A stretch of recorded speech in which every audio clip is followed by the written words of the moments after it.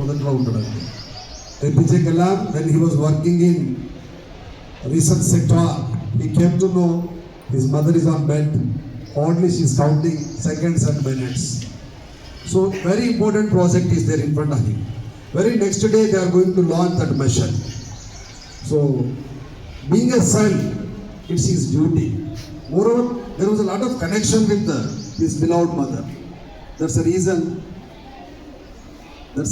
personally he made a call to Prime Minister of India. Atal Bihari Vajpayee garu call చేశారు.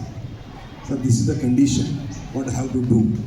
చివరి చూపు కూడా చూసుకోకపోతే నా అంత దరిద్రుడు సార్ అంటే ప్రపంచ భారతదేశంలో ఏ అఫీషియల్ చెప్పకుండా స్పెషల్ ఫ్లైట్ అరేంజ్ చేసి అబ్దుల్ కలాం గారిని రామేశ్వరం పంపించాడు అటల్ బిహారీ వాజ్పేయి గారు. ఆ రోజు 12 to 12:30 వరకు ఉండి వాళ్ళ అమ్మ అప్పటికి అచేతనంగా ఉంది, మాట్లాడలేదు. Already she's very near to that particular destination, ready to accept her actual aboard. ఆ సమయంలో ఇంకా కాస్త అంటే ఇంకొక 1 hour 2 hours చనిపోతుందనగా తన టైం షెడ్యూల్ ప్రకారం early hours 5 o'clock mission launch చేయాలి. కాబట్టి వాళ్ళ అమ్మ కాళ్ళ మీద చేతులు వేసి, ఇలాంటి దుస్థితి ఏ కన్నా కొడుకు రాకూడదు, కానీ నాకు వచ్చినా నేను గర్వపడతా ఉన్నానమ్మా.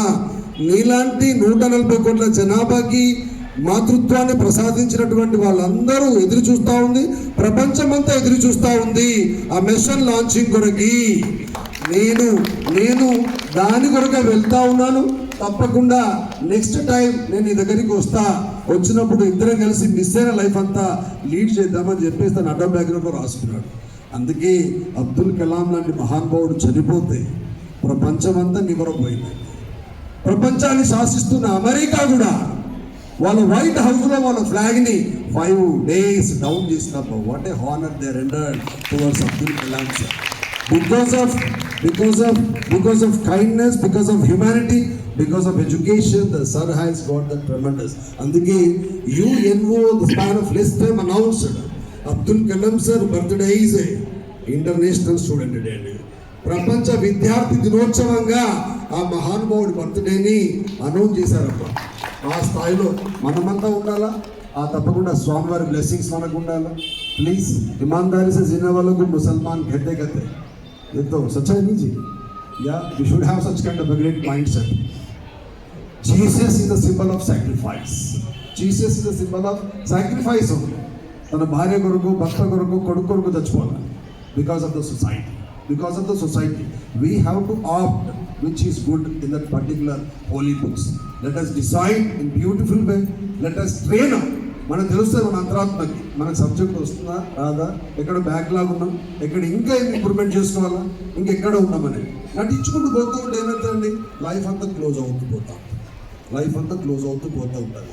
కాబట్టి మంచి ఉపాధ్యాయుడు, మంచి టీచర్గా మీరు ఉండాలని మనస్ఫూర్తిగా మీరు ఇష్టపడే మీ అమ్మానాన్ని రిక్వెస్ట్ చేస్తా ఉన్నా, ఆ భగవంతుని రిక్వెస్ట్ చేస్తా ఉన్నా. Let us have the best platform in coming days. మీ చదువు, మీ కష్టం ఎప్పుడు వృధా పోదు. తప్పకుండా అది మీ పిల్లలకు వస్తుంది, వాళ్ళ పిల్లలకు వస్తుంది. దానికి లైవ్ ఎగ్జాంపుల్ హరికృష్ణ సార్ లాంటి వాళ్ళు చాలామంది ఉన్నారు. నేను కూడా చిన్నగా ఉన్నప్పుడు మా నాన్న చనిపోయాడు 16 నెలల వయసులో. At the age of 16 months I have lost, but my mother has played 2 roles. ఇప్పటి వరకు కూడా హరి అని మా అమ్మ నన్ను ఇప్పటివరకు పిలిచినట్టు నాకు లేదు. నేనే చెప్పిన ఓపెన్ చేస్తా కావచ్చు.